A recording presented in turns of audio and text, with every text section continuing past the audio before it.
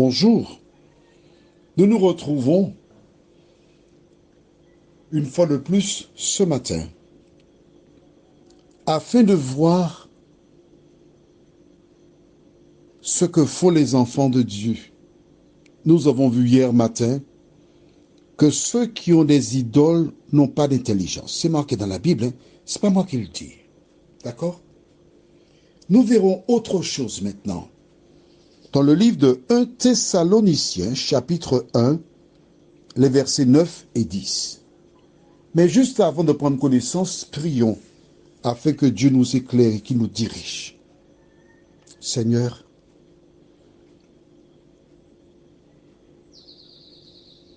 nous voici humblement devant toi.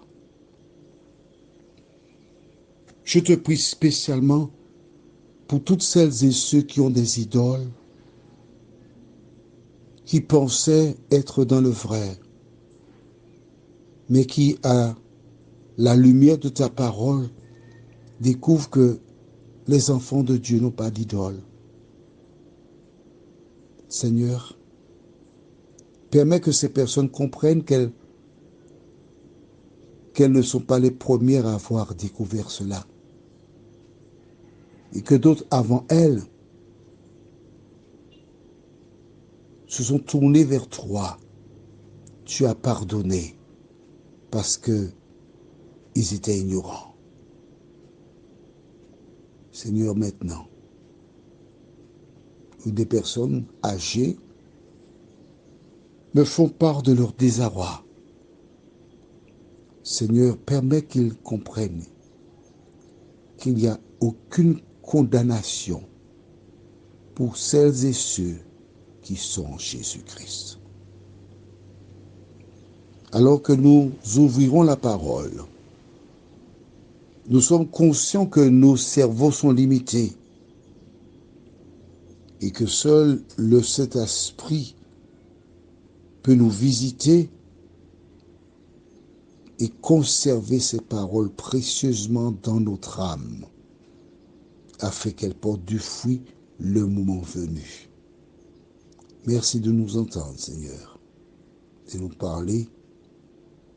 Merci pour le Saint-Esprit qui convainc l'homme de justice et de péché.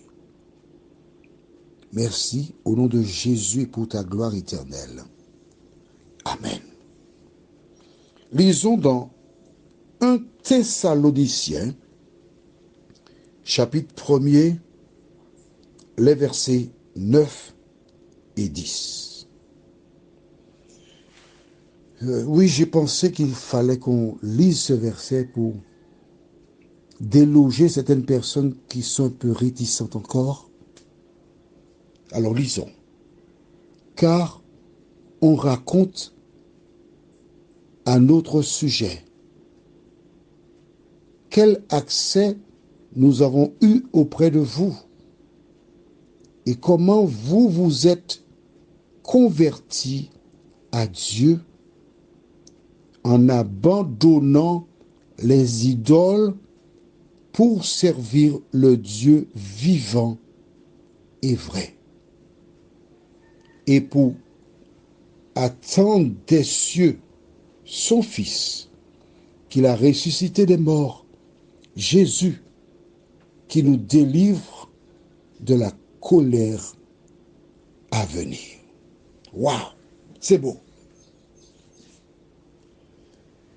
Nous avons déjà lu des textes sur les idoles, n'est-ce pas? Mais pourquoi ai-je lu cela? Ma petite expérience de quelques décennies me permet d'en parler pour une raison toute simple. Rappelle-toi quand nous avons lu dans Exode 34, où Dieu demandait de renverser et de briser les idoles.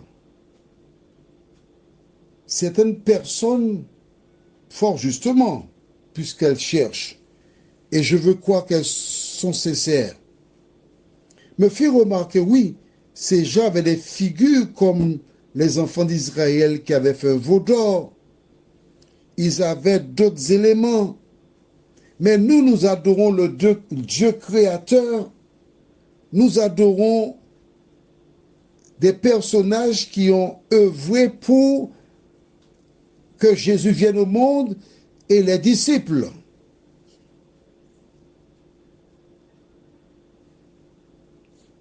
Je vais te surprendre. Mais puisque tu es à l'université, parce que c'est une université qui dispense les cours, d'accord? Tu es à l'école. Je t'invite, on va finir ici avant, d'accord? Verset 9 nous enseigne, car on raconte à notre sujet quel accès nous avons eu auprès de vous et comment vous vous êtes convertis à Dieu en abandonnant les idoles pour servir le Dieu vivant et vrai. En abandonnant quoi? Des idoles? Non, les. Ça veut dire toutes les idoles. Lorsqu'on se convertit à Dieu, on se débarrasse de quoi? De toutes les idoles. On ne garde aucune idole. Est-ce que c'est ce qui est marqué là? Dis-moi. Hein? Dis-moi, s'il te plaît. Est-ce que c'est ce qui est marqué là? Est-ce que c'est ce que tu comprends? Il ne faut pas me dire que tu comprends autre chose. Hein? Non, non, non, non, non, non. Ne laisse pas le diable te tromper. Je sais que tu aimes certaines idoles. Je sais ça. C'est ce que tu as reçu comme enseignement, comme éducation. C'est ce que tu connais. Je comprends, je te comprends. Mais si. Mais c'est pour cela que Dieu m'a envoyé vers toi, pour t'éclairer, pour que tu vois que ceux qui se convertissent à Dieu se débarrassent des idoles. Alors s'il te plaît, prends un grand sac, mets les idoles là-dedans, casse-les avant, mets dans le sac, puis mets à la poubelle. Si tu n'as pas la force pour le faire, et tu es sincère, on ne parle pas de blague, hein, d'accord? Tu me dis, je n'ai pas le cœur à faire cela. Je te comprends. Je peux venir chez toi le faire pour toi, sans problème. Bien demander à un voisin. Mais ne prends pas la parole de Dieu à la légère. Il m'arrive de voir dans certaines maisons un bel homme avec de longs cheveux que l'on présente comme Jésus. Est-ce que tu sais que c'est un faux qu'il a? Eh non, gentil. Calme-toi. Prends de l'eau de Carme s'il le faut. Eh bien, les Jacobins, l'abbé Souris, l'abbé Rat. Écoute bien. On va aller dans le livre d'Ésaïe, chapitre 53. Et je t'aime, tu sais. Ésaïe 53. Nous étudions la Bible. Tu as trouvé? Note dans le cahier de 300 pages. Je te dis que tu es à l'université, il faut prendre des notes. Et je lis à partir du verset 1er. Qui a cru à ce qui nous était annoncé? Qui a reconnu le bras de l'Éternel? Il s'est élevé devant lui comme une faible plante, comme un rejeton qui sort d'une terre desséchée. Il n'avait, regarde bien, il n'avait ni beauté, ni éclat pour attirer nos regards. Et son aspect n'avait rien pour nous plaire.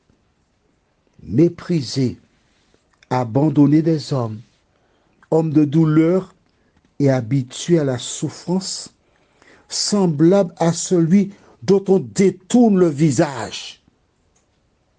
Nous l'avons dédaigné. Nous n'avons fait de lui aucun cas. Cependant, ce sont nos souffrances qu'il a portées. C'est de nos douleurs qu'il s'est chargé. Et nous l'avons considéré comme puni, frappé de Dieu et humilié. Mais il était blessé pour nos péchés, brisé pour nos iniquités. Le châtiment qui nous donne la paix est tombé sur lui, et c'est par ses meurtrissures que nous sommes guéris. De qui s'agit-il? Jésus de Nazareth. Je relis pour toi. Verset 2.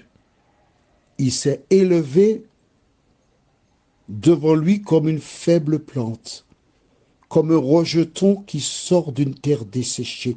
Il n'avait ni beauté, ni éclat pour attirer nos regards, et son aspect n'avait rien pour nous plaire.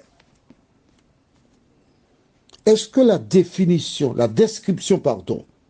de Jésus que tu trouves dans la Bible correspond au Jésus qu'on t'a présenté? Allez, sois sincère. La réponse est non. Je t'invite à faire une recherche. Tu vas sur Internet et tu tapes quel est le véritable Jésus. Attends, qu'est-ce que ça te coûte? Qu'est-ce que ça te coûte? Rien du tout. Prends le temps pour lire la Bible. Relis ce verset-là. Va sur Internet. Tu verras, tout est là. Mais si, ça a été une surprise pour moi aussi. Mais étant donné que j'ai compris que le diable trompe des gens, j'étais jusqu'au bout. Je t'invite à aller jusqu'au bout dans la recherche. Tu as mes coordonnées? Tu m'envoies un petit message. Plus 1696 696 889 393. Je ne suis pas là pour te descendre une communauté. Non, je suis là pour dire la vérité. Lis, prie et demande à Dieu de t'aider à accepter la vérité. Prions, notre Seigneur et notre Dieu. Déjà du temps des apôtres, il y avait des idoles. Mais ceux qui se convertissent à Dieu ont abandonné pas une des, mais les, qui veut dire toutes les idoles qu'ils possédaient. En dehors des idoles physiques, il y a des musiciens, des chanteurs, des footballeurs, des basketteurs, des épouses, des époux qui sont des idoles. Seigneur, merci de nous éclairer, de nous faire du bien. Au nom de Jésus et pour ta gloire éternelle. Amen. Je te souhaite une bonne journée sous le regard de Dieu. N'oublie pas, tu as un travail personnel à faire. Va faire la recherche. Tu vois, je ne te raconte pas d'histoire. Si c'était des histoires, je ne t'aurais pas envoyé faire des recherches. Va faire des recherches et tu me diras. Je te souhaite une bonne journée. Et surtout, n'aie pas peur de faire la recherche. C'est pour ton salut.